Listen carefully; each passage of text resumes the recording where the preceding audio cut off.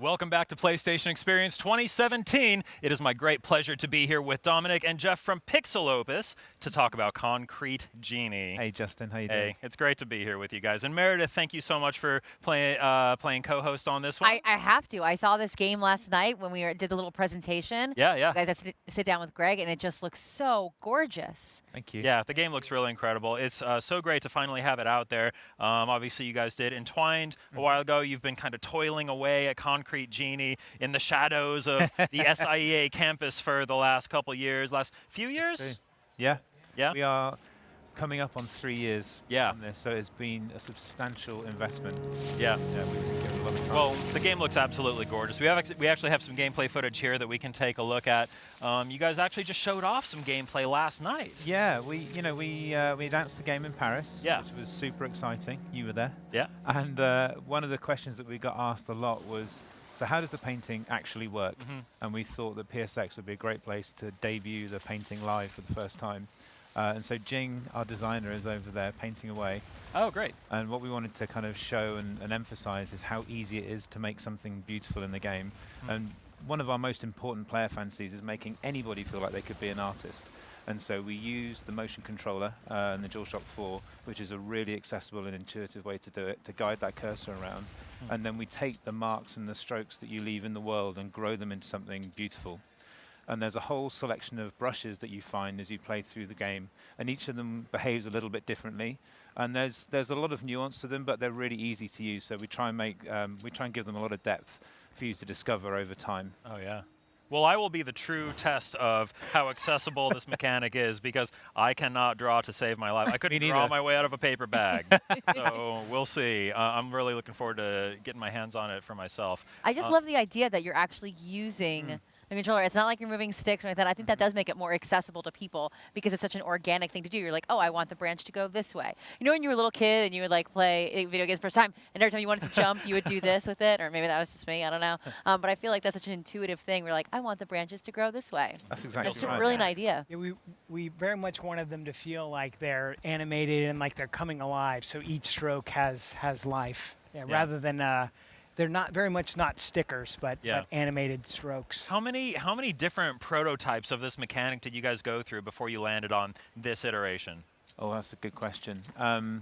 We've had 3 major goes at the painting mechanics, and it wasn't until we hit on this one that gave you just the right amount of freedom, and then we add a lot of assistance over the top of it, that we hit that kind of perfect spot of making something beautiful, but you still feel like you did it. Yeah. And that's a really important part of making you care about it and invest in it. But yeah, this is our third run at those mechanics. Oh, wow. And I'd say one of the other big breakthroughs that kind of made it all fall into place was making sure that you could paint anywhere in the world. And the interesting thing then is that everybody's version of this game will look completely different. Wow. So everything we're seeing here, this was a blank wall when we started this segment, right? Yeah. That's impressive. I just love the idea that we're taking, if you look at this landscape, it's like almost looks like this like grungy, like old London, you know, like we're at the turn of the century. Everything's really gray and gritty. And we're adding all this beautiful color and taking something that's like so dark and almost scary looking and turning it into something gorgeous.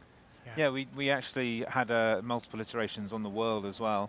And we knew that the environment needed to have a certain look that would be a good backdrop for that. So that the color really pops, but you feel the sense of satisfaction of making it look bright and colorful.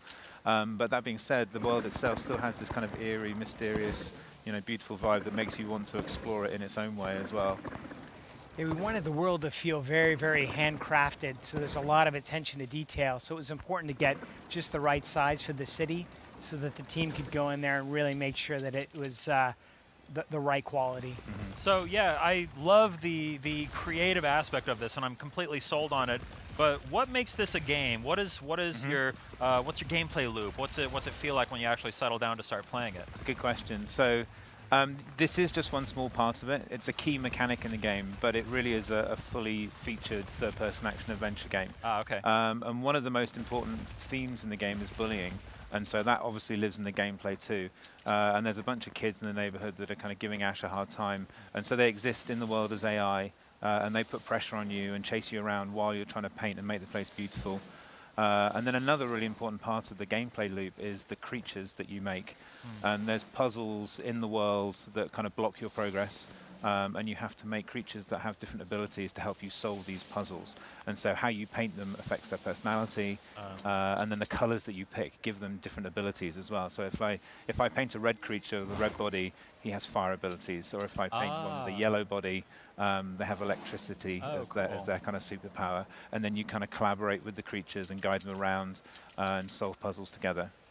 Great. Now, are there certain times where you have to do a specific picture on a specific wall to unlock something, or are you really just free-form painting wherever you like?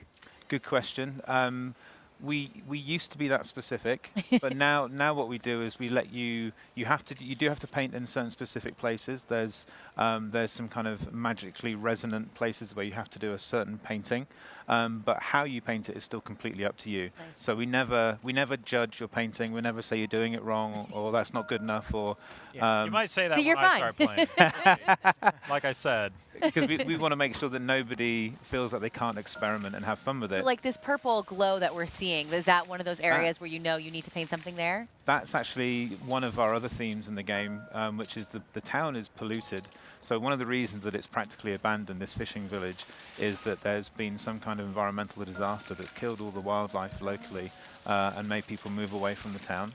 And Ash discovers that his magic paint can actually cleanse and clean that off. And so yeah, those are part of the gameplay loop too. So are there, internally, when you guys are building the game, are there moments where someone will say, you have to see this thing that I just painted in the game, it came out great. Do you guys like share your creations with one another? That's exactly right. Yeah. That is literally exactly what Really? happens. Because it's you don't know until you start painting with it how everyone's going to use it. Yeah. And I can remember having reviews with Scott Rhodey and Connie and Ken Inagaki, and one of the things that they love about games that require the player to kind of have some agency in what they create is using things in unexpected ways. Yeah. And so we've made sure that you can use them however you want. So you might consider this a traditional use of the tree and the grass, but you can have the grass in the ceiling, you can have the plants hanging upside down, you can have 10 moons in there or just one. And so, yeah, it's a good opportunity to let people kind of run wild. And once we put those things into the build and we let the team play with it or other people on the floor at Sony, you never really know until you see people experimenting how it's going to turn out.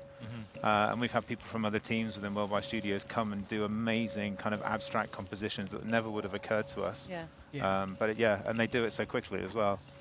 Now, do the monsters follow you around after you kind of like make them your friends and you make them come to life? That's right. They have their own AI as well, so they're kind of mischievous, quirky.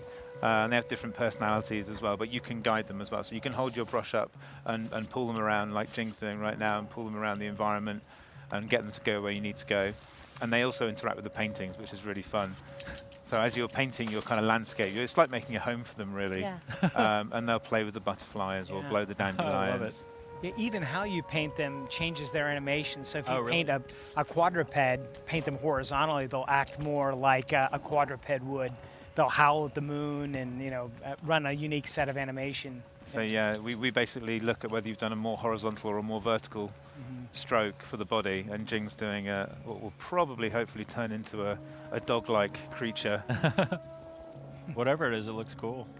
Yeah, they react to each other and to the world. Yeah. So there's a lot of unexpected things that happen when they run their AI.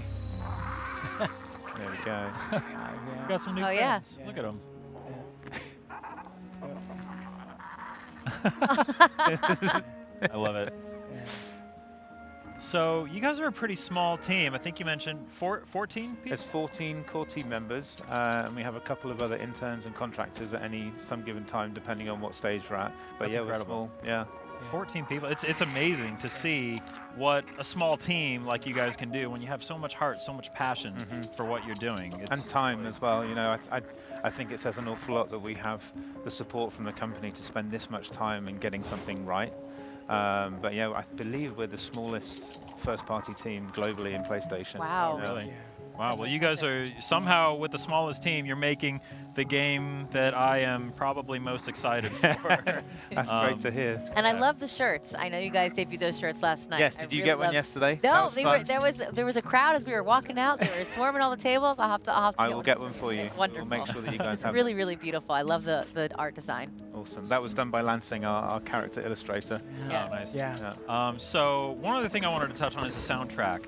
because there was the reveal trailer, which had this beautiful song, which we actually revealed on PlayStation's SoundCloud page. If you go there, you can listen to that track from the reveal trailer. It's beautiful. Who's working on the music? So we are really fortunate to be working with Sam Marshall again. And Sam was the composer that we worked with on Entwined. And you know, it's quite a luxury for us being at the head office, because we get to work with the sound department intimately from the very beginning of the game. And Sam this time is our audio director as well as our composer, and he's been with us right since the very beginning of the project. And it's great because you can have the music and the design influence each other. Sam's a fully contributing member to all of the brainstorms on team, and so it's just been wonderful. I mean, it's one of my favorite game soundtracks I've ever heard. It's, yeah, from what I've heard, it's just beautiful so far. They're using my favorite brush right now. It's the Aurora Borealis brush. That's my favorite too. I love that one. I love that it changes. It's got this like beautiful, like variegated movement to it. Yeah. All of the paint really does come to life on these like flat, you know, gray brick buildings.